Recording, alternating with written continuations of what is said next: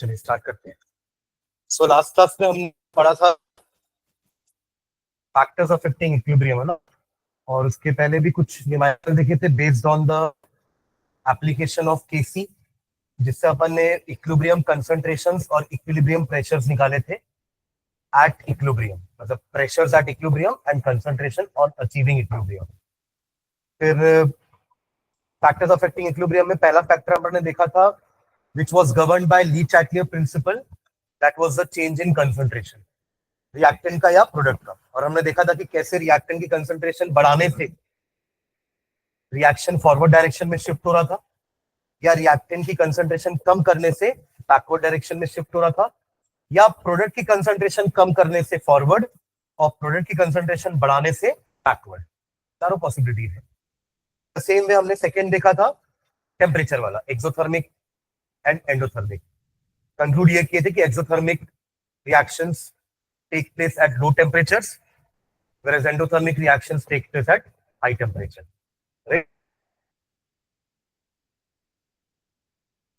ली-चैटलियर principle क्या था कि जो भी फैक्टर इक्विलिब्रियम डिस्टर्ब कर रहा होगा उसका अनडू इफेक्ट होगा टू रीएस्टैब्लिश द इक्विलिब्रियम, और उससे हम डिसाइड करेंगे कि रिएक्शन फॉरवर्ड डायरेक्शन में शिफ्ट होगा या बैकवर्ड। ठीक है, प्रेशर अपन ने स्टार्ट किया था, हेडिंग डाले थे प्रेशर पर, कुछ लिखे थे उसमें, समझा दिया था मैंने वैसे प्रेशर का, है, उसको लिख लेते हैं अपन।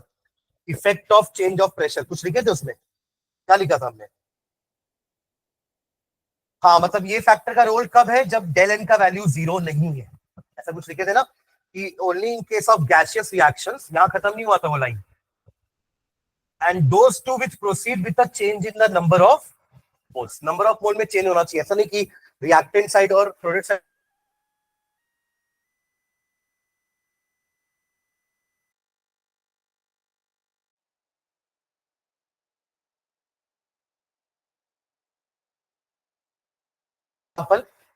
एग्जाम्पल नंबर 1 लिखना। Example 1, N2O4 gaseous dissociate into 2NO2 gaseous। Left side में 1 मोल है, डिसोसिएट होकर के 2 मोल बन रहा है, राइट? मतलब इस रिएक्शन में फॉरवर्ड रिएक्शन में नंबर ऑफ मोल बढ़ रहे हैं और बैकवर्ड रिएक्शन में नंबर ऑफ मोल्स कम हो रहे हैं, है ना? नीचे लिखो, here the forward reaction occurs with here the forward reaction occurs with here the forward reaction occurs with increase in number of moles, here the forward reaction occurs with increase in number of moles, and backward reaction occur with decrease in number of moles.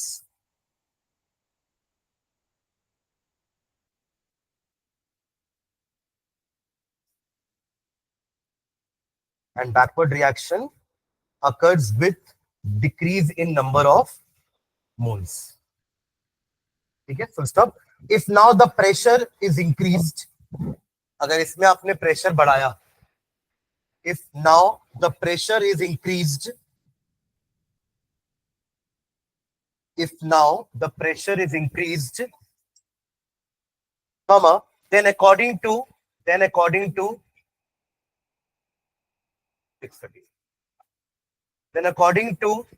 LC principle, वही ली-चैटलियर्स, है ना? Then according to ली-चैटलियर्स principle,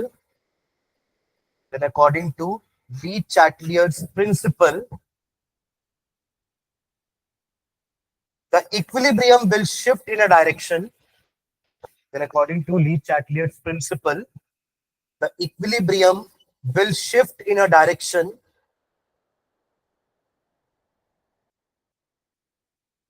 अगर हमने pressure बढ़ाया तो equilibrium disturb होगा, तो LC principal के हिसाब से इक्विलिब्रियम कहां शिफ्ट होगा? जहां प्रेशर कम हो रहा है। और प्रेशर कब कम हो रहा है? Backward reaction. क्या लिखे? The equilibrium will shift in a direction in which pressure decreases, bracket में लिखो, और the number of moles decreases. ठीक है, मतलब है ना, नंबर ऑफ मोल डिक्रीज मतलब pressure decrease, number of moles increase मतलब प्रेशर इंक्रीज। जितना ज्यादा मॉलिक्यूल्स होगा उतना ज्यादा प्रेशर होगा उनके कारण, जितने कम मॉलिक्यूल्स होंगे उतना कम प्रेशर होगा उनके कारण। ठीक है, क्या लिखे, will shift in a direction in which the pressure decreases, bracket में लिखे, और the number of moles decreases. ठीक है, stop. Since backward reaction takes place, और अपन अभी वाले एग्जांपल में बैकवर्ड रिएक्शन में नंबर ऑफ मोल डिक्रीज हो रहा है। Since backward reaction takes place, since backward reaction takes place with decrease in number of moles, with decrease in number of moles, comma, so an increase in pressure will favor, so an increase in pressure will favor, so an increase in pressure will favor, किसको favour करेगा ये, backward reaction, will favor the backward reaction, the backward reaction, the backward reaction। यहां पे देखो क्या क्या दो reaction हो रहे हैं। लेफ्ट टू राइट वाले को आप कहोगे डिसोसिएशन, डिसोसिएट हो रहा है ना, N2O4 दो NO2 मिला के N2O4 बनता है, तो टूट रहे हैं दो NO2 में। और बैकवर्ड रिएक्शन को क्या बोलोगे, डिसोसिएशन का अपोजिट क्या होता है, एसोसिएशन। तो लेफ्ट टू राइट यानी कि फॉरवर्ड रिएक्शन में डिसोसिएशन हो रहा है और बैकवर्ड रिएक्शन में एसोसिएशन हो रहा है। तो प्रेशर बढ़ाने से क्या होगा, एसोसिएशन होगा। होना भी चाहिए ना, दो NO2 को साथ में मिलाओगे ना प्रेशर दे करके, तो N2O4 नहीं बनेगा, आया ना। तो अगर आपकी मर्जी है आपको डिसोसिएशन करवाना है कि एसोसिएशन, अकॉर्डिंगली आप प्रेशर ज्यादा रखो या प्रेशर कम रख। समझे क्या ये वाला पार्ट, हाँ, इससे डिसाइड करेंगे हमको रिएक्शन क्या करवाना है।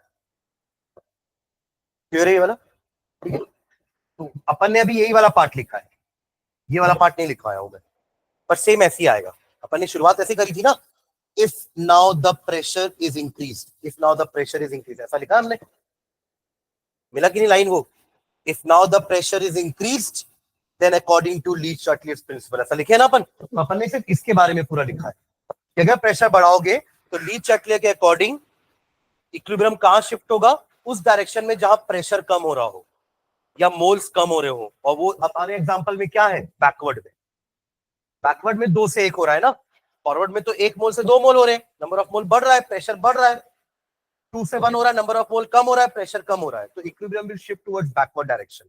बैकवर्ड में कौन सा रिएक्शन हो रहा है, एसोसिएशन। समझ गए ना। उल्टा ये भी ट्रू है, आप चाहो तो ये भी लाइन पूरा लिख सकते हो कि if now the pressure is decreased equilibrium will shift in that direction where the pressure increases or the number of moles increases, which is your forward direction. Dissociation को प्रमोट करेगा ये डिसोसिएशन को suppress कर रहा है, suppress मतलब कम कर रहा है, एसोसिएशन ज्यादा करना मतलब डिसोसिएशन कम होना। ठीक है, एक एग्जांपल और, ये तो फर्स्ट एग्जांपल हुआ जिसमें फॉरवर्ड में नंबर ऑफ मोल बढ़ रहे थे और बैकवर्ड में नंबर ऑफ मोल्स घट रहे थे। एक रिएक्शन और लिखते हैं, एक एग्जांपल और लिखना। Consider another example, consider another example, consider another example. लिखेंगे एग्जांपल सीधा, N2 plus 3H2 gives you 2NH3, N2 plus 3H2 gives you 2NH3।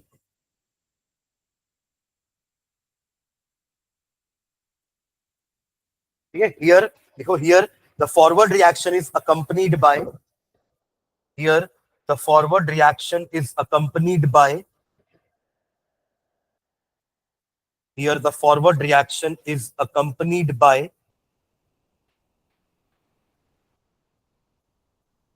a dash, एक fill in the blank छोड़ो, ये आप लोग भरोगे पूरा पैराग्राफ में, बहुत सारे fill in the blank देता हूं मैं, ठीक है।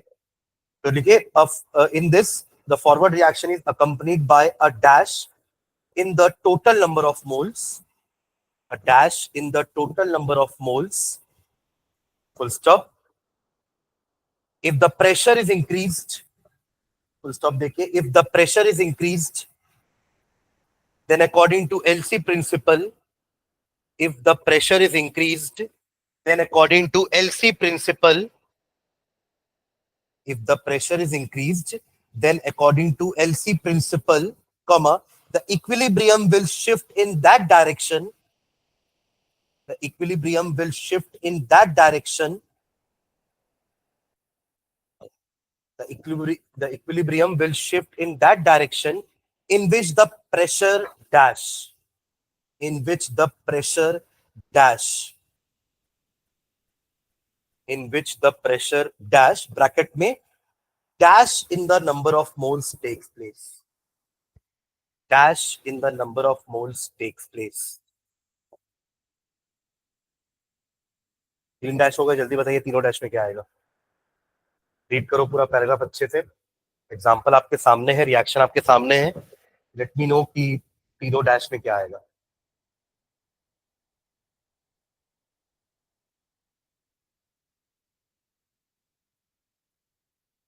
बताना नहीं है, बस समझना है. मैं पूछूंगा.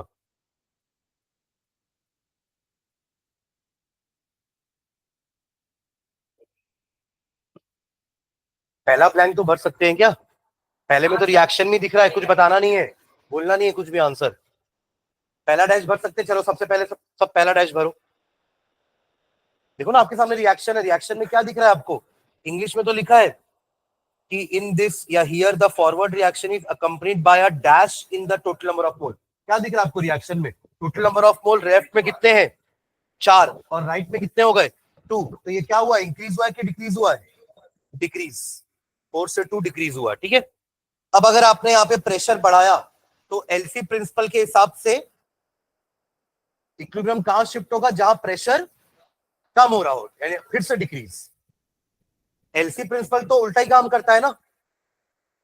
तो अगर आपने प्रेशर बढ़ाया तो इक्विलिब्रियम डिस्टर्ब हुआ, तो ली चैटले प्रिंसिपल उस डायरेक्शन में शिफ्ट होगा जहां प्रेशर कम हो रहा होगा या नंबर ऑफ मोल्स भी कम हो रहे होंगे. तो तीनों ब्लैंक में डिक्रीज आएगा. तीनों ब्लैंक में डिक्रीज. इसको डाउट है तो पूछो अभी. प्रेशर कम हो रहा है मतलब मोल्स कम हो रहे हैं. समझिएगा. तो बताओ अमोनिया मुझे बनाना है तो क्या करना पड़ेगा? High pressure, low pressure?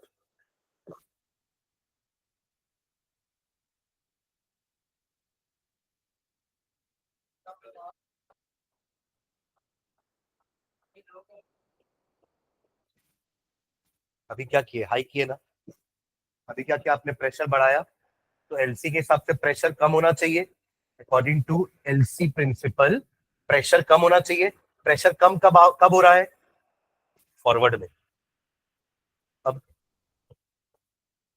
Pressure कम करूंगा तो उल्टा नहीं होगा रिएक्शन. एलसी के हिसाब से प्रेशर ज्यादा में जाएगा, यानी कि तब बैकवर्ड जाएगा. तो आप क्या चाहते हो? क्या अमोनिया से N2H2 बने, कि आप चाहते हो N2H2 से अमोनिया बने? तो प्रेशर ज्यादा देना पड़ेगा. टेम्परेचर कम, लास्ट क्लास में डिसाइड किया था ना कि टेम्परेचर कम रखेंगे और प्रेशर ज्यादा रखेंगे. समझ में आया कि नहीं? प्रेशर बढ़ाने से एलसी प्रिंसिपल के हिसाब से डायरेक्शन कैसा होना चाहिए? जहां प्रेशर कम हो रहा है. प्रेशर कम तो फॉरवर्ड में ही हो रहा है.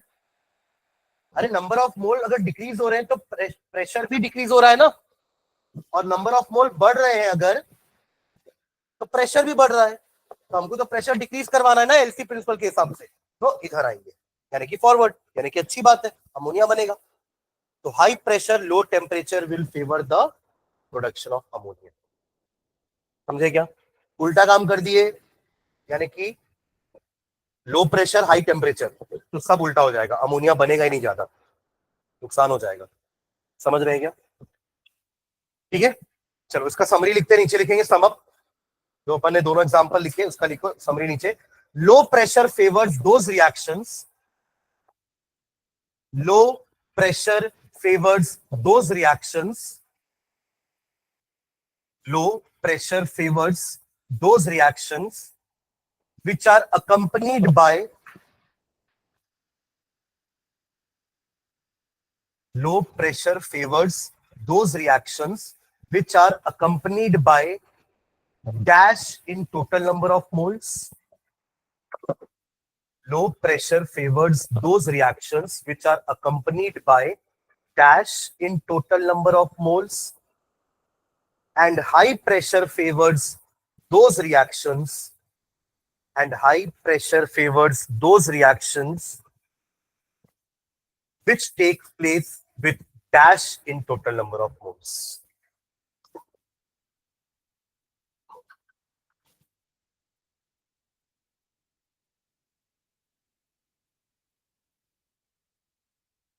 चलिए बताइए दोनों डैश।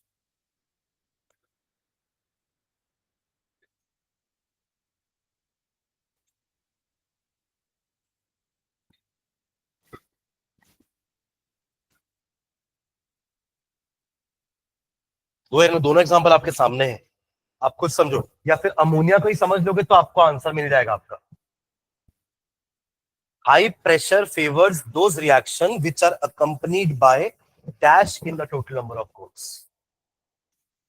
पहला लो प्रेशर लिखो ना पर। हाँ,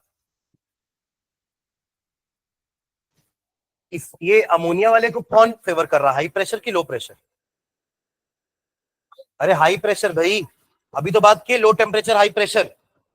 तो high pressure favours those reaction which proceed with the decrease in the number of moles. 4 से 2 हो गए ना, तो हाई में डिक्रीज होगा तो लो में इंक्रीज होगा। अरे समझ में आ रहा है कि नहीं? लाइन का मतलब समझ में है ना कि हाई प्रेशर उन रिएक्शन का फेवर करेगा, यानी कि उन रिएक्शंस को होने देगा जहां पे नंबर ऑफ मोल्स डिक्रीज हो रहे हैं। देखो ना ये वाला, और यहाँ उल्टा था, यहाँ नंबर ऑफ मोल्स इंक्रीज हो रहे थे, प्रेशर इंक्रीज हो रहा था, राइट? तो लो प्रेशर में रिएक्शन कराएंगे ताकि हर बार प्रेशर हाई होने की कोशिश करे और हमारा रिएक्शन हमेशा फॉरवर्ड में चलता रहे। ठीक है, तो लिखिए दोनों में, लो प्रेशर वाले में increase in the total number of moles and high pressure favours those reaction which take place with decrease in the total number of moles. और अगर नंबर ऑफ मोल्स चेंज ही नहीं हो रहे हैं तो देयर इज नो इफेक्ट। वो तो अपन शुरू में लिख चुके हैं ऊपर, तो उसके लिए एक लाइन लिखो, however pressure has no effect, however pressure has no effect, however pressure has no effect on an equilibrium reaction, however pressure has no effect on an equilibrium reaction which proceeds with no change in total number of moles. However, pressure has no effect on an equilibrium reaction which proceeds with no change in total number of moles. However, pressure has no effect on an equilibrium reaction which proceeds with no change in total number of moles. ठीक है, तो ये 3 factors थे जिसको ली-चैटलियर principal govern कर रहा था, right? उसके हिसाब से अपन डिसाइड कर रहे थे कि इक्विलिब्रियम कैसे शिफ्ट होगा। लास्ट फैक्टर लिखना, इसमें इक्विलिब्रियम, इसमें एलसी प्रिंसिपल नहीं आएगा ना, लो ली-चैटलियर प्रिंसिपल। लास्ट फैक्टर लिखेंगे addition of inert gas. Last factor, fourth factor है ना ये। पहला था change in concentration of any reactant और प्रोडक्ट, फिर चेंज इन टेम्परेचर, अभी तक चेंज इन प्रेशर। लास्ट है addition of inert gas. Inert gas पता हमारा हीलियम, नियॉन, आर्गन इनर्ट है क्योंकि ये रिएक्ट नहीं करेंगी, ठीक है, बस रह करके वॉल्यूम बढ़ाएंगी या प्रेशर बढ़ाएंगी, है ना? तो क्या लिखे, एडिशन ऑफ इनर्ट गैस। चलिए हाइफन डाल के लिखेंगे, consider the dissociation equilibrium, consider the dissociation equilibrium. PCl5 dissociate होता है PCl3 एंड Cl2 में। अगेन देखो यहां भी डिसोसिएशन एसोसिएशन हो रहा है ना। Forward reaction is what, dissociation और association.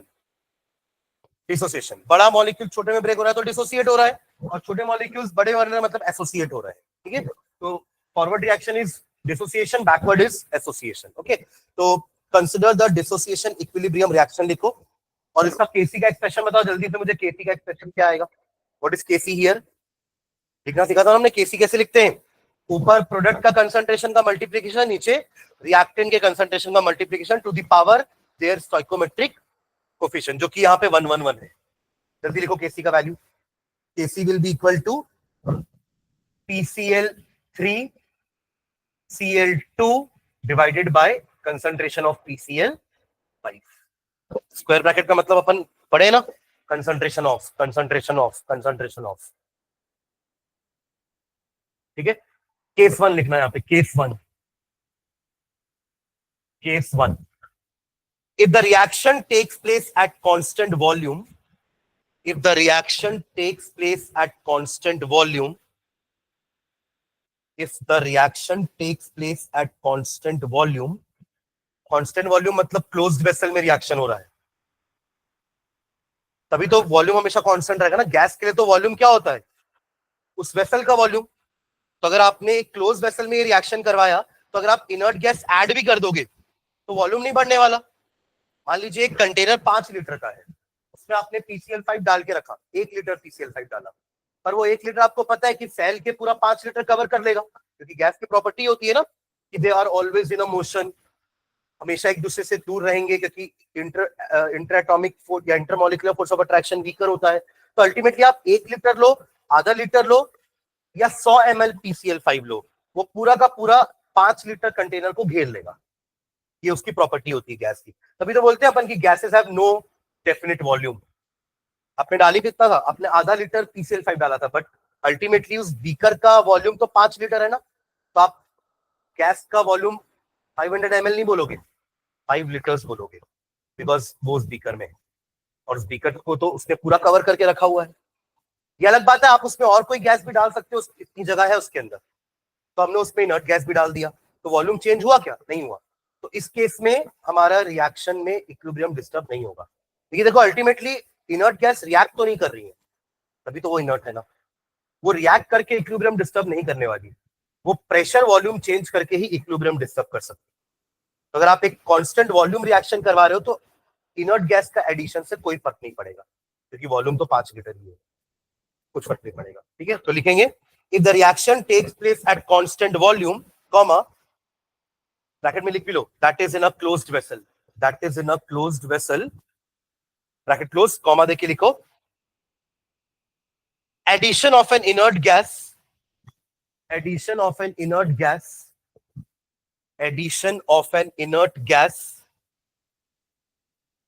addition of an inert gas will not change the molar concentrations, will not change the molar concentrations, will not change the molar concentrations of the reactants and the products, will not change the molar concentrations of the reactants and the products, of the reactants and the products, full stop. Hence the state of equilibrium will remain unaffected. Hence the state of equilibrium, hence the state of equilibrium will remain unaffected, will remain unaffected. Hence the state of equilibrium will remain unaffected. Case 2. Case 2. If the reaction takes place at constant pressure. Case 2. If the reaction takes place at constant pressure, if the reaction takes place at constant pressure, comma, addition of inert gas, addition of inert gas must accompany an increase in the total volume. Addition of inert gas must accompany an increase in the total volume to keep pressure constant, to keep pressure constant. उसका meaning समझे क्या, line पढ़ो वापस से, क्या लिखा आपने, addition of inert gas must accompany an increase in total volume to keep the pressure constant. देखो ऐसा नहीं होना चाहिए कि वॉल्यूम उतनी रहे और इनर्ट गैस ऐड हो जाए, तो उससे क्या होगा, वॉल्यूम उतनी रहेगी तो प्रेशर नहीं बढ़ जाएगा, क्योंकि उतनी जगह में पहले मान लो 2 लीटर गैस थी, आपने आधा लीटर इनर्ट गैस और डाल दिया, तो ऑब्वियसली प्रेशर बढ़ जाएगा ना उससे। उस प्रेशर को कांस्टेंट रखने के लिए आप क्या करोगे, वॉल्यूम बढ़ा दोगे, उसके जगह दे दोगे कि ले भाई तेरे लिए ये जगह आधा लीटर है, तू तेरे लिए ये जगह है, प्रेशर मत बढ़ाना बस। आप समझ रहे हो मैं क्या बोलना चाह रहा हूँ, है ना। इट्स जस्ट लाइक कि पहले दो लोग बैठे हैं एक बेंच पे, तीसरा आया तो आपने उसको ऐसे बैठाया कि आपस में तीनों एक दूसरे से प्रेशर ना बढ़ाए एक दूसरे को टच करके। यहां भी वही कर रहे हैं, to keep the pressure constant volume थोड़ी सी बढ़ा दी, ताकि ये उतनी ही वॉल्यूम में एक और गैस आ जाएगी ना तो प्रेशर नहीं बढ़ जाएगा, तो आप साइज इंक्रीज कर दो, जगह बढ़ा दिए तो प्रेशर कांस्टेंट रहेगा। ठीक है, तो वही लिखा अपन ने कि addition of inert gas must accompany an increase in total volume to keep the pressure constant. यहां तक क्लियर है, full stop. Hence at equilibrium, hence at equilibrium, hence at equilibrium the molar concentration of each of the reactants, the molar concentration of each of the reactants and products will decrease, will decrease. Hence at equilibrium the molar concentration of each of the reactants and products will decrease. ऐसा क्यों? क्योंकि volume बढ़ा है। Inert gas के addition से pressure बढ़ने वाला था, पर हमको तो प्रेशर कांस्टेंट रखना था, तो प्रेशर को कांस्टेंट रखने के लिए हमने वॉल्यूम बढ़ा दिया। वॉल्यूम बढ़ा तो हमारा मोलार कंसंट्रेशन क्या होता है, number of moles upon volume, molarity का definition, number of moles of solute upon volume of solution in litres. अगर आपने वॉल्यूम बढ़ाया तो मोलारिटी कम नहीं हो जाएगी, राइट। वही लिखा अपन ने कि हेंस सबका, इसका, इसका और इसका कंसंट्रेशन कम हो जाएगा, तो concentration will decrease, reactant product, full stop. Since there are two concentration terms in the numerator, since there are two concentration terms in the numerator, since there are two concentration terms in the numerator and only one in the denominator, and only one in the denominator,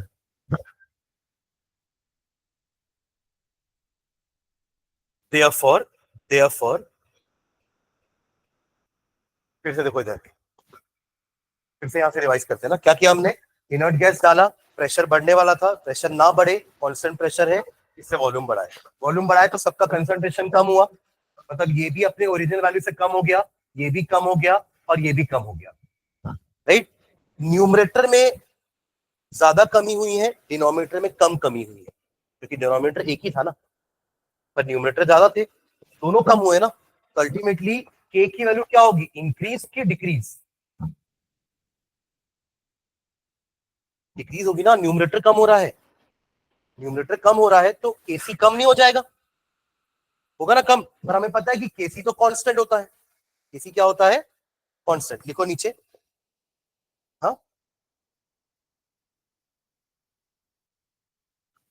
हाँ, जितनी value constant, केसी को constant रखने के लिए denominator क्या होगा, उतना ही कम होगा, हाँ, तो लिखो नीचे, since there are two concentration terms in the numerator and only one in the denominator, comma, therefore Kc should decrease, therefore Kc should decrease,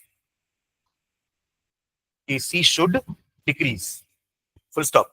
But Kc is a constant, but Kc is a constant, but Kc is a constant, decrease नहीं होने देना है उसको, तो decrease नहीं होने देना मतलब इंक्रीज करने के क्या क्या तरीके हमारे पास, या तो ये डिक्रीज हो या ये दोनों इंक्रीज हो, तभी तो केसी बढ़ेगा ना, इसके डिक्रीज होने से या इन दोनों के इंक्रीज होने से केसी बढ़ता है। अभी अपन ने देखा ना कि अभी तो वॉल्यूम बढ़ने से तीनों ही डिक्रीज हो रहे थे, करेक्ट, तीनों डिक्रीज हुए तो वो केसी को कम करने लगे, केसी कम होने लगा ना, बट केसी को तो कांस्टेंट रहना है, तो उसको कांस्टेंट रखने के लिए या तो ये डिक्रीज होगा या तो ये दोनों इंक्रीज होंगे, और दोनों ही का मतलब क्या है, PCl5 ब्रेक होगा PCl3 और Cl2 में, ऑटोमेटिकली PCl5 कम होगा, PCl3 Cl2 बढ़ेंगे।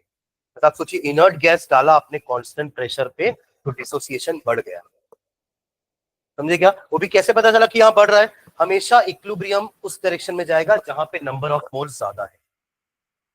समझे क्या? अगर ये उल्टा रिएक्शन होता ना कि रिएक्टेंट ऊपर एक होता और प्रोडक्ट नीचे दो होते, सॉरी प्रोडक्ट ऊपर एक होता और रिएक्टेंट नीचे दो होते, उल्टा, तब केसी क्या होता? ऊपर एक है और नीचे दो कंसंट्रेशन टर्म है। ध्यान से समझना, हर बार इतना चीज तो हमेशा होगा कि इनर्ट गैस डाले, प्रेशर को कांस्टेंट रखने के लिए वॉल्यूम बढ़ेगा, इतना तो हर बार होगा ना, और वॉल्यूम बढ़ेगा तो कंसंट्रेशन डिक्रीज होगा, ये भी हर बार होगा। पर क्वेश्चन ये है कि न्यूमरेटर में कितना टर्म है और डिनोमिनेटर में कितना टर्म है। न्यूमरेटर में दो था, डिनोमिनेटर में एक था, तो डिक्रीज ज्यादा हुआ ऊपर, नीचे कम डिक्रीज हुआ, तो केसी कम हो गया। पर सोचिए अगर उल्टा होता कि कंसंट्रेशन ऊपर एक होता नीचे दो होते, यानी कि ऊपर कम डिक्रीज नीचे ज्यादा डिक्रीज, तो केसी बढ़ जाता, केसी बढ़ जाता, और केसी को तो बढ़ने देना नहीं है, केसी को तो कांस्टेंट रखना है। तो केसी को घटाने के लिए, केसी को घटाने के लिए या तो ये कम होता या तो ये दोनों बढ़ते। दोनों का मतलब एक ही है, प्रोडक्ट या आपका नीचे क्या होता है, रिएक्टेंट होता है ना, रिएक्टेंट कम होना मतलब प्रोडक्ट बढ़ना ही होता है ना। तो ये फिर उल्टा मतलब हमेशा देखो होगा यही कि इक्विलिब्रियम कहां शिफ्ट होगा, towards more number of moles, towards more number of moles. Reactant में नंबर ऑफ मोल ज्यादा है तो वहां शिफ्ट होता, प्रोडक्ट में नंबर ऑफ मोल ज्यादा है तो वहां शिफ्ट हो रहा है। अल्टीमेटली इस रिएक्शन में इनर्ट गैस डालना फायदेमंद है, इस रिएक्शन में इनर्ट गैस डालना फायदेमंद है क्योंकि वो रिएक्शन को राइट साइड में ले जा रहा है। ठीक है, चलो लिखो, but KC is a constant, यहां तक लिख लिया, full stop. Hence to keep Kc constant, hence to keep Kc constant, hence to keep Kc constant, either ऐसा पूरा लिखना, concentration of PCl5 should decrease, either concentration of, पूरा लिखने की जरूरत नहीं है, कंसंट्रेशन ऑफ ये है ना, इसका मतलब ही कंसंट्रेशन ऑफ PCl5 है। Either concentration of PCl5 should decrease or concentration of PCl3 और बोला मैंने, ऑफ नहीं, और concentration of PCl3 and concentration of Cl2, bracket में लिख रहे हो ना दोनों, concentration of PCl3 and concentration of Cl2 should increase, और ऐसा तभी होगा जब PCl5 रिएक्ट करके PCl3 और Cl2 देगा। और ये इसका मतलब क्या हुआ, फॉरवर्ड रिएक्शन। क्यों फॉरवर्ड? क्योंकि फॉरवर्ड रिएक्शन में नंबर ऑफ मोल्स बढ़ रहे हैं। तो stop, this can happen only if, this can happen only if, this can happen only if more of PCl5, more of PCl5 dissociate to give PCl3 and Cl2. This can happen only if more of PCl5 dissociates to give PCl3 and Cl2. Full stop. Hence the dissociation increases. Hence the dissociation increases.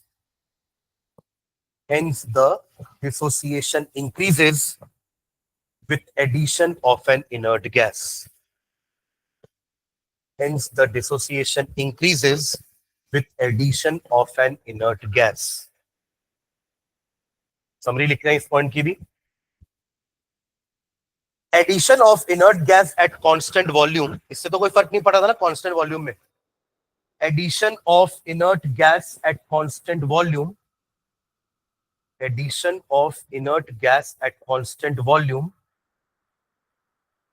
has no effect on the state of equilibrium. Addition of inert gas at constant volume has no effect on the state of equilibrium. Whereas at constant pressure, whereas at constant pressure,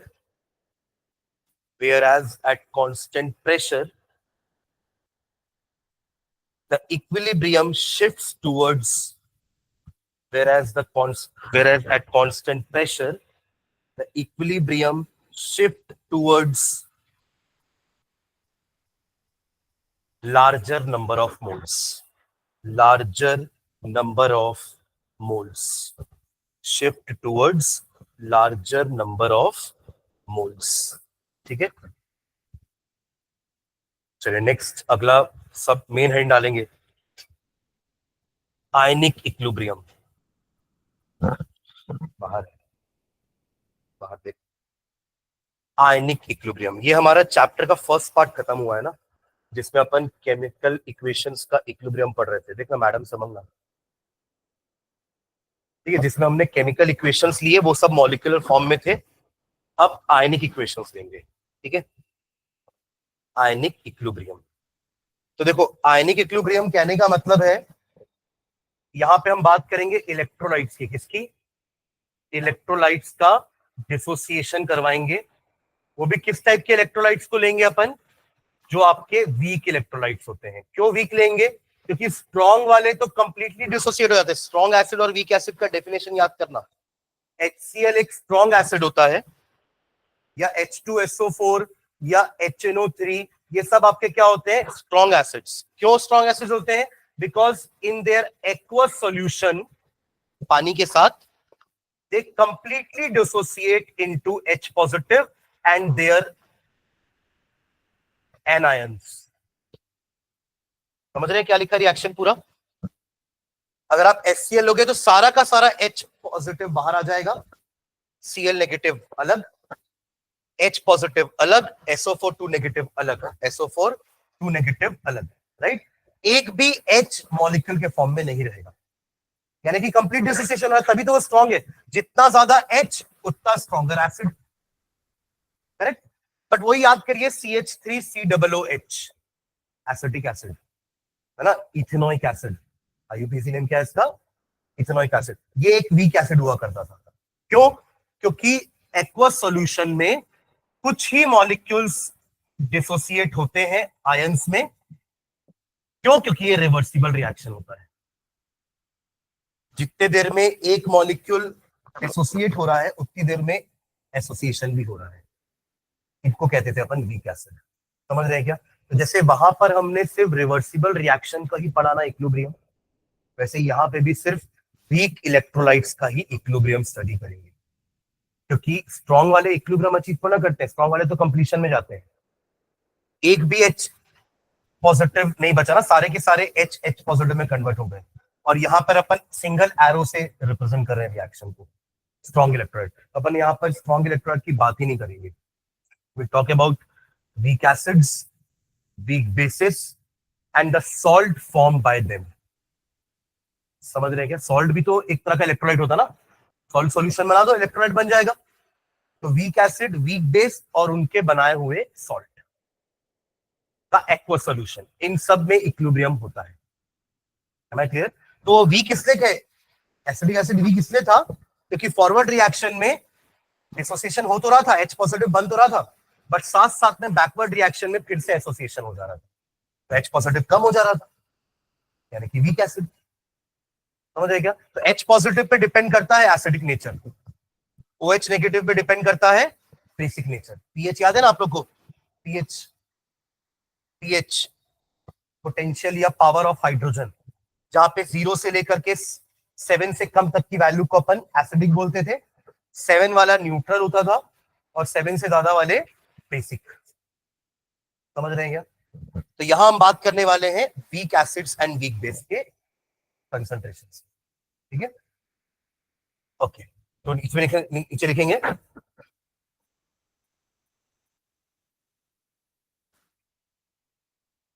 head डालिए ना, ionic equilibrium, है ना? इसमें लिखेंगे we study ionic equilibrium in we study ionic equilibrium in we study ionic equilibrium in solutions of weak electrolytes electrolytes क्या होते हैं तो पता ना, लिक्विड कंडक्टर्स है ना? Electrolytes are nothing but liquid conductors. जैसे NaCl का एक्वा सॉल्यूशन एक इलेक्ट्रोलाइट है, बट वो एक स्ट्रॉन्ग इलेक्ट्रोलाइट है। वही आपके जितने भी एसिड और बेस होते हैं सबके सब इलेक्ट्रोलाइट है, बिकॉज सब पानी में बने हुए हैं, और वो पानी में बनने का कारण मतलब बनने के से उनके पास फ्री आयंस है। जैसे हमारे मेटालिक कंडक्टर में electrons are responsible for electricity, in the same way electrolyte में ions are responsible for the flow of current electricity. समझ रहे हैं क्या? वहां पे ये आयनिक कंडक्टर्स है, वो इलेक्ट्रॉनिक कंडक्टर। कॉपर वायर क्या है? एक इलेक्ट्रॉनिक कंडक्टर, और NaCl का सॉल्यूशन एक आयनिक कंडक्टर। वहां पे इलेक्ट्रॉन आर रेस्पॉन्सिबल, यहाँ free ions are responsible for the flow of current. ठीक है, ओके। नीचे लिखेंगे इलेक्ट्रोलाइट की definition. An electrolyte is defined as a compound, an electrolyte is defined as a compound, an electrolyte is defined as a compound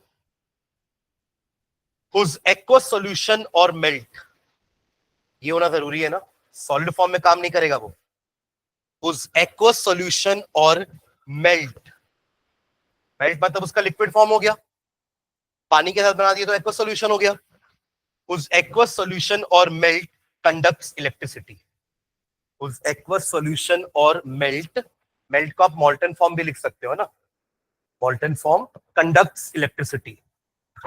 जो नहीं करेंगे वो non electrolyte, लिखेंगे भी नहीं अपन, काम नहीं है हमारा, ना नॉन इलेक्ट्रोलाइट हो जाएंगे वो। तो क्या लिखे? उस एक्वस सॉल्यूशन और मेल्ट कंडक्ट्स इलेक्ट्रिसिटी। ठीक है, नेक्स्ट टाइम में लिखेंगे on the basis of degree of dissociation, on the basis of degree of dissociation, on the basis of degree of dissociation, comma, electrolytes are of two types, electrolytes are of two types, electrolytes are of two types, hyphen डाल के लिखो, strong and weak, strong and weak। इनको define करने से पहले degree of dissociation को define करें कि उसका क्या मतलब होता है, फिर इन दोनों में आते हैं। तो नीचे लिखना, नोट करके लिख लो, डिग्री ऑफ डिसोसिएशन, इसको डिफाइन करते हैं डिग्री ऑफ डिसोसिएशन, और आप बोल लो आयनाइजेशन।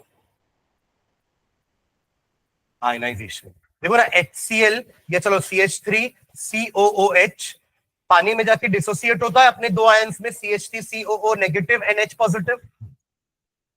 तो इस प्रोसेस को आप डिसोसिएशन भी बोल सकते हैं क्योंकि वो डिसोसिएट हुआ अपने आयंस में, और क्योंकि आयंस बने हैं तो इसको अपन आयनाइजेशन भी बोल सकते हैं। आयनाइजेशन हुआ ना, पहले तो वो मॉलिक्यूल था, अब वो आयंस में कन्वर्ट हो गया, तो आयनाइजेशन बोल सकते हैं रिएक्शन को।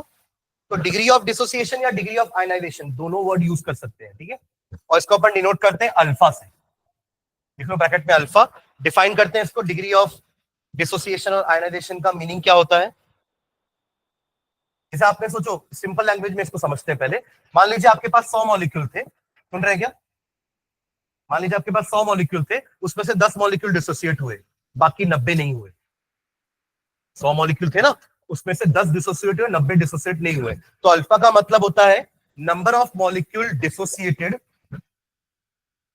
Upon number of molecule taken.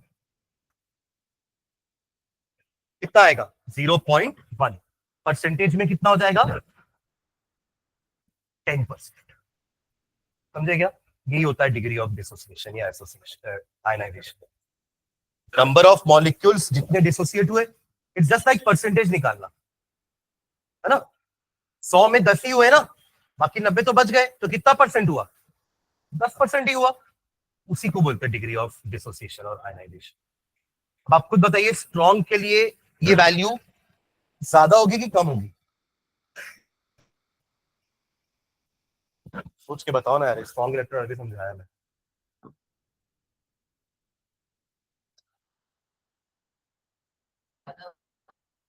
क्योंकि फुल्ली डिसोसिएट होता है, तो आपने अगर 100 मॉलिक्यूल तो हो सकता है 99 डिसोसिएट हो जाएंगे, एक बच जाएगा। तो 99/100 0.99 यानी कि 99% डिसोसिएशन हुआ। तो ये स्ट्रॉन्ग होगा कि वीक होगा? मोर H positive, strong acid, strong base. समझ रहे ना? तो अल्फा की वैल्यू बहुत कम है, मतलब वो एक वीक एसिड है या वीक बेस है, और अगर अल्फा की वैल्यू ज्यादा है यानी कि वो स्ट्रॉन्ग एसिड है, एक स्ट्रॉन्ग बेस है। समझे क्या? चलो उसको डिफाइन करते हैं। देखो,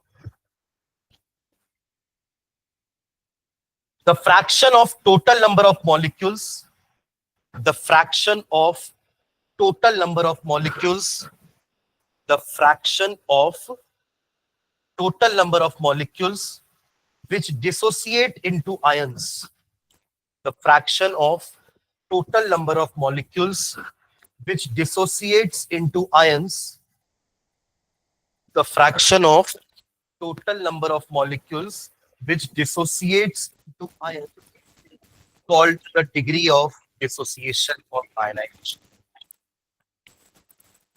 So, total number of molecules which dissociate into ions is called degree of dissociation or ionization. तो फॉर्मूला लिख भी लो नीचे, alpha is equals to number of moles, moles molecule दोनों वर्ड यूज कर सकते हैं, number of moles dissociated divided by number of moles taken. और नीचे लिख भी लेना आप कि फॉर वीक इलेक्ट्रोलाइट, अच्छा वो अपन उसकी डेफिनेशन में लिखेंगे, अभी लिखने वाले हैं अपन दोनों की डेफिनेशन स्ट्रॉन्ग और वीक की। वहां लिखेंगे कि स्ट्रॉन्ग के लिए अल्फा की वैल्यू ज्यादा होती है और वीक के लिए अल्फा की वैल्यू कम होती है। अच्छा, दोनों के समय वैल्यू तो लेस देन 1 ही होगी ना, है ना? लेस देन और इक्वल टू 1 होगी, मतलब 100% एसोसिएशन भी हो गया, तब भी आंसर 1 आएगा कि आपने 100 मॉलिक्यूल लिए और 100 के 100 डिसोसिएट हो गए, तो आंसर क्या है? 1 आया ना। तो 1 से ज्यादा तो नहीं हो सकता ना, इसका वैल्यू फ्रैक्शन है ना, फ्रैक्शन 1 से ज्यादा कैसे हो सकता है? समझ रहे हैं क्या? तो 99 भी डिसोसिएट हुआ होगा तो 99% हुआ 0.99, अभी वो 1 से कम है। तो अल्फा की वैल्यू हमेशा 1 या 1 से कम ही होगी, 1 से ज्यादा कमी नहीं हो सकती। 1 से ज्यादा होने का मतलब तो ये हो गया ना कि आपने लिया था 10 मॉलिक्यूल और डिसोसिएट हो गया 15 मॉलिक्यूल, ये कैसे हो सकता है? 15 तो लिए ही नहीं थे, तो 5 से आ गए 5 और एक्स्ट्रा, समझ गया ना? तो इसकी वैल्यू कभी भी 1 से बड़ी नहीं हो सकती। 1 होगी तो वो स्ट्रॉन्गेस्ट एसिड है और स्ट्रॉन्गेस्ट बेस है, यानी कि 10 मॉलिक्यूल लिया, 10 के 10 HCl के मॉलिक्यूल डिसोसिएट हो गए, कोई भी HCl नहीं बचा, सब क्या बन गए? H पॉजिटिव और Cl नेगेटिव, कोई भी HCl बचा ही नहीं मॉलिक्यूल बीकर में। All the HCl are dissociated into H positive and Cl negative, यानी कि 10 लिया था, 10 में 10 पूरा, कितना हो गया? 1, 100% डिसोसिएशन, स्ट्रॉन्ग एसिड। समझ रहे हैं ना क्या हो गया? चलो नीचे लिखते हैं, अब दोनों का डेफिनेशन लिखते हैं ना, स्ट्रॉन्ग और वीक का, लिखो नीचे। A strong electrolyte is defined as, a strong electrolyte is defined as, a strong electrolyte is defined as a substance which dissociates almost completely. A strong electrolyte is defined as a substance which dissociates almost completely, which dissociates almost completely into ions, into ions in aqueous solution, into ions in aqueous solution, into ions in aqueous solution, and hence is a good conductor. जितने ज्यादा ions उतना ज्यादा conduction होगा ना, आया ना? जैसे हमारे मेटालिक कंडक्टर में जितने ज्यादा इलेक्ट्रॉन्स, फ्री इलेक्ट्रॉन्स, उतना ज्यादा कंडक्शन, वैसे ही यहाँ पे जितने आयंस उतना अच्छा कंडक्शन।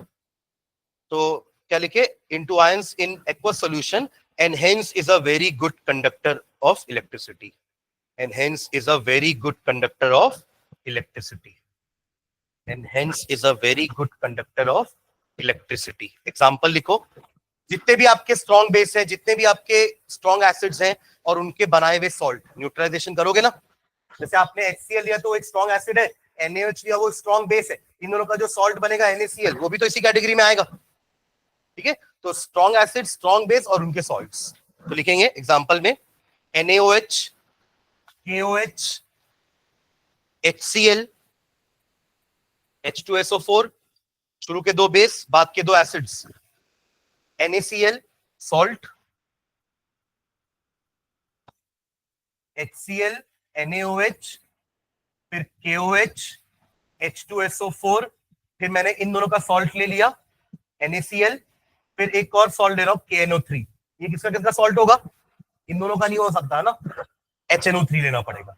HNO3 और KOH लोगे तब ये बनेगा, समझ रहे हैं क्या? बाकी पानी न्यूट्रलाइजेशन तो करवा रहे हैं, acid plus base give salt and water. ठीक है, चलिए वीक इलेक्ट्रोलाइट का डेफिनेशन लिखिए। Weak electrolyte, weak electrolyte. A weak electrolyte is defined as a substance which dissociates. इतना तक तो लिखो पूरा, जितना ऊपर लिखे।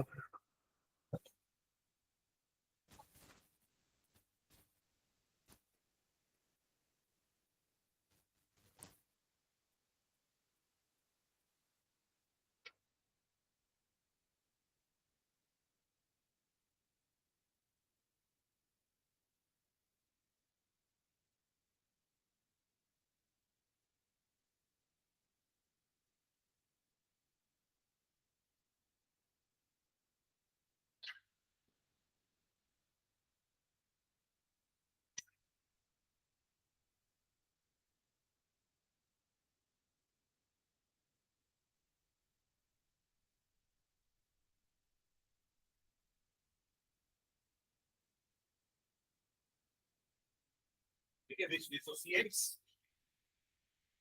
to a small extent. Which dissociates to a small extent. Which dissociates to a small extent in aqueous solution. सब चीजें होंगी aqueous solution में ही ना। आयनाइजेशन डिसोसिएशन किस में होता है? पानी में जाने के बाद, aqueous solution. To a small extent in aqueous solution and hence are poor conductor of electricity. And hence are poor conductors of electricity.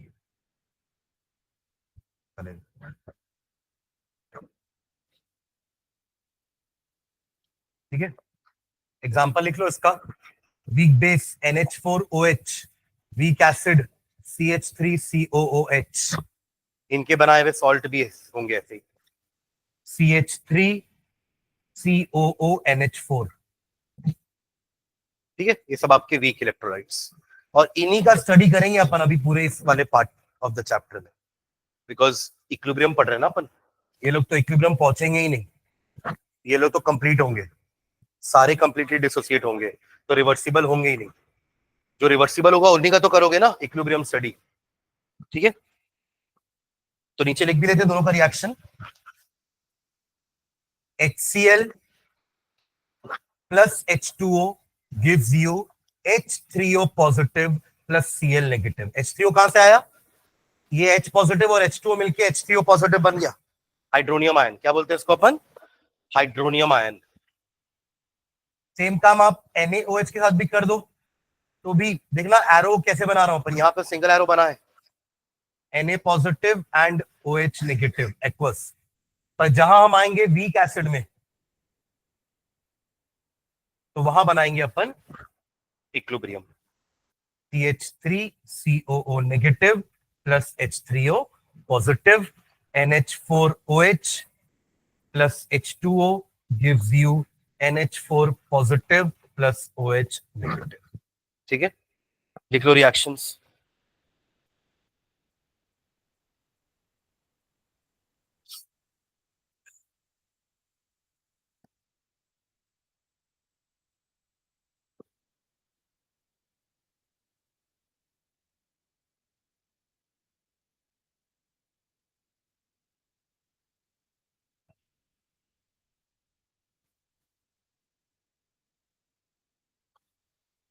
हो गया, इसका भी अपन वैसी केसी लिख सकते जैसे अपन वहां लिखते थे के, प्रोडक्ट का कंसंट्रेशन डिवाइडेड बाय रिएक्टेंट का कंसंट्रेशन। हाँ, तो लिखना नीचे नोट में, नोट मान लेते कोई AB नाम का वीक इलेक्ट्रोलाइट है जो अपने एक्वस सॉल्यूशन में A पॉजिटिव और B नेगेटिव आयंस में डिसोसिएट हो रहा है, करेक्ट? तो इसका KI बोल देना, I मतलब आयनाइजेशन, इज इक्वल्स टू कितना हो जाएगा? Concentration of A positive into concentration of B negative divided by AB। पानी मत लेना, पानी प्योर लिक्विड हो जाएगा जिसका कंसंट्रेशन अपन 1 माने, तो ये इसका KI हो जाएगा। इसका नाम क्या दे दोगे अब? इक्विलिब्रियम कांस्टेंट तो है वो, बट क्योंकि रिएक्शन डिसोसिएशन हो रहा है, आयनाइजेशन हो रहा है, तो आप इसको आयनाइजेशन कांस्टेंट भी बोल सकते हो या डिसोसिएशन कांस्टेंट भी बोल सकते हो। है ये इक्विलिब्रियम कांस्टेंट, क्योंकि अपन ऐसी तो लिखते थे केसी, केसी तो है ये, सुन रहे हैं क्या? बस क्योंकि प्रोसेस डिसोसिएशन या आयनाइजेशन हो तो अपने नाम उसको आयनाइजेशन कांस्टेंट या डिसोसिएशन कांस्टेंट दे दिया। सुन रहे हैं क्या? आगे जाकर के इसी को डिसोसिएशन कांस्टेंट ऑफ एसिड बोल देंगे, क्योंकि एसिड लेंगे तो एसिड बोल देंगे, बेस लेंगे तो बेस बोल देंगे, तो नाम पड़ेगा के और के बी। के क्या हो जाएगा? डिसोसिएशन कांस्टेंट ऑफ एसिड, के बी हो जाएगा डिसोसिएशन कांस्टेंट ऑफ बेस। मतलब अगर ये मैं चीज इसके लिए लिखूंगा, किसके लिए? इसके लिए, तो उसका नाम के दूंगा, और इसके लिए लिखूंगा तो क्या नाम दूंगा? के बी। एसिड बेस हो रहा है डिसोसिएशन, पर किसका हो रहा है? एसिड का। किसका हो रहा है? बेस का। समझे क्या? हाँ ठीक है, चलो इतना तक रहने दो, नेक्स्ट क्लास में आगे बढ़ेंगे इसमें, है ना। एसिड बेस की नई डेफिनेशन भी पढ़ेंगे अपन। अभी तक जो अपन डेफिनेशन पढ़ते हुए आ रहे थे वो था एरिनियस इक्वेशन, एरिनियस डेफिनेशन, और हमारा ओल्ड कंसेप्ट लिटमस पेपर के बेसिस में, या sour in taste, bitter in taste. But यहाँ पे अपन दो डेफिनेशन और पढ़ने वाले हैं। एक लुईस कंसेप्ट, जिसके बारे में अपन थोड़ा बहुत न्यूक्लियोफाइल इलेक्ट्रोफाइल में देखे थे कि लुईस एसिड और लुईस बेस क्या होते हैं, ये अपन देखे थे। लुईस एसिड, लुईस बेस, और ऐसे एक और साइंटिस्ट है ब्रॉन्स्टेड, लॉरी, तो इनका भी हम एसिड बेस का डेफिनेशन देखेंगे। इनका एसिड बेस का डेफिनेशन इलेक्ट्रॉन के बेसिस में है, और इनका एसिड बेस का डेफिनेशन प्रोटॉन के बेसिस में है। Am I clear? एरिनियस का अपन पढ़े हैं कि एसिड्स वो होते हैं जो अपने एक्वस आयन में H पॉजिटिव लिबरेट करते हैं, और बेस वो होते हैं जो अपने एक्वस आयन में OH नेगेटिव लिबरेट करते हैं। ये एरिनियस कंसेप्ट है। और क्लासिकल कंसेप्ट क्या है? Acids are sour in taste, they turns blue litmus paper red, bases are bitter in taste, they turn red litmus paper blue. ये क्लासिकल डेफिनेशन है जो सबसे पहले पढ़ते थे अपन बचपन में, क्लास 7th 8th में। फिर 10th में आया तो एरिनियस कंसेप्ट आया, ये वाला, और अब 11th में ये दोनों कंसेप्ट पढ़ेंगे। तो ऐसे टोटल 4 कंसेप्ट हो जाएंगे एसिड बेस के। ठीक है, इसको चलो नेक्स्ट क्लास में करेंगे। फिजिक्स के लिए ना एक और लिंक भेज रहा हूँ ना,